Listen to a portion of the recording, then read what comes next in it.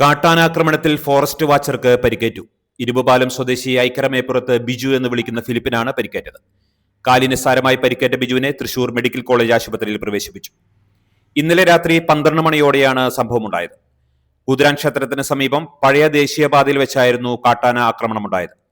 ആന ഓടിവരുന്നത് കണ്ട് രക്ഷപ്പെടാൻ ശ്രമിക്കുന്നതിനിടെ നിലത്ത് വീണ ബിജുവിനെ ആന കുത്തിയെങ്കിലും ഒഴിഞ്ഞുമാറിയതിനാൽ വലിയ അപകടം ഒഴിവായി. അതേസമയം ആനയെ തുരത്താൻ ഗുണ്ടുപൊട്ടിച്ചതാണ് ആനയെ പ്രകോപിപ്പിക്കാൻ കാരണമെന്നും നാട്ടുകാർ പറയുന്നു.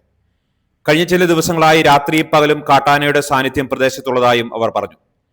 ഫോറസ്റ്റ് ഉദ്യോഗസ്ഥർ സംയോജിതമായി വിഷയത്തിൽ ഇടപെടാത്തതാണ് കാട്ടാനാക്രമണത്തിന് വഴിയൊരുക്കുന്നതെന്നും നാട്ടുകാർ പറഞ്ഞു.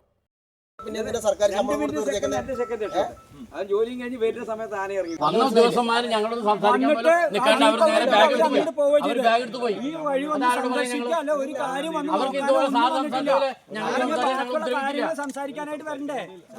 ഇവരെ വിടുന്നില്ല ഞങ്ങള്. അതല്ല, ഒരു പാവപ്പെട്ടവരുടെ മേത്ത് റീത്ത് വെക്കേണ്ട അവസ്ഥ വന്നാൽ